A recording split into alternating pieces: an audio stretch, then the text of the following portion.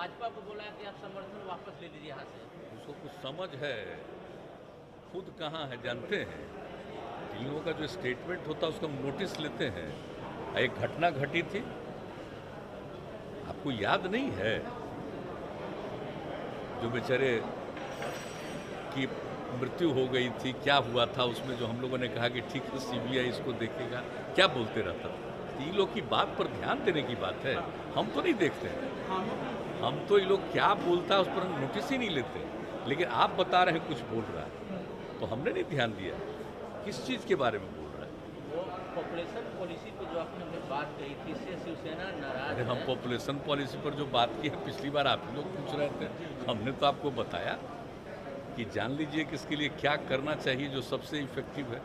कौन राज्य क्या करेगा उस पर हमको कुछ नहीं कहा, तो बोल दिए थे कि कौन क्या करना चाहते करें। लेकिन मेरी समझ से जो सबसे बड़ी चीज़ है वो हम पिछली बार बता दिए थे कि जब तक आप महिलाओं को पढ़ाइएगा तो उससे बहुत ज़्यादा होगा।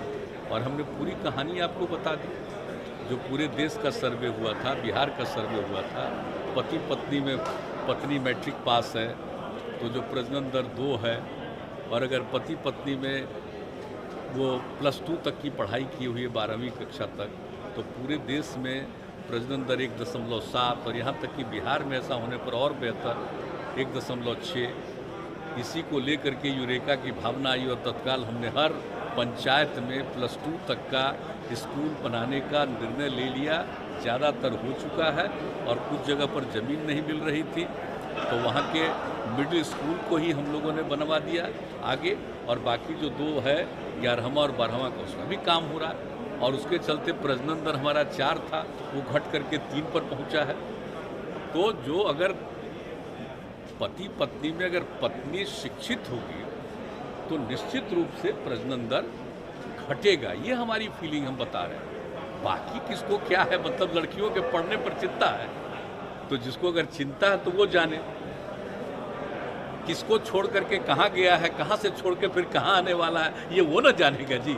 हम लोगों की बात करते हैं, हम लोगों को इन सब लोगों से कोई मतलब नहीं, और हम लोग बिला वजह किसी पर कुछ बोलते नहीं। अभी आप पूछ रहे थे, हम बता दें, हम लोगों का अपना अपना विचार है, करता रहे, हमको क्या मतलब। दिल्ली बॉर्डर पर किसान पिछले नवंबर से लगातार प्रदर्शन कर, दिल्ली बॉर्डर नजदीक किसान, हजारों किसान कृषि विधेयक, कृषि कानून को वापस लेने के मुद्दे को लेकर लगातार प्रदर्शन कर रहे हैं, अपना प्रोटेस्ट कर रहे हैं।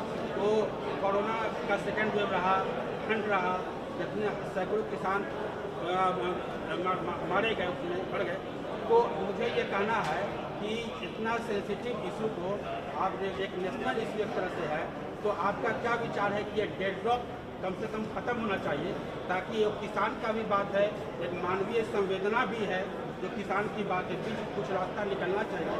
और आप खुद कृषि मंत्री रह चुके हैं केंद्र में, आप थोड़ा बेहतर उसको समझ करके, और क्या आपका सलाह है कैसे इसको समस्या का निपटारा किया जाए, जरा बताएं उसके बाद। देखिए, ये पर्टिकुलर कुछ राज्यों की बात है जहाँ सबसे पहले ये काम शुरू हुआ, उत्पादकता भी बढ़ी थी और वहाँ से लोगों का खरीदा जाता था अनाज। तो वो उन सब इलाकों में जो नई पॉलिसी बनी है, नई कानून बने, तो उसको लेकर के उन लोगों का विरोध है।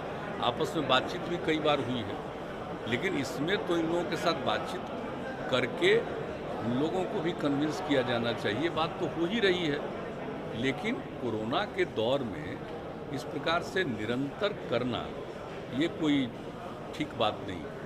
किसी को भी अधिकार है अपनी बात को रखने का, और केंद्र सरकार ने तो कई बार बातचीत की है, तो अभी फिर बातचीत कर लें।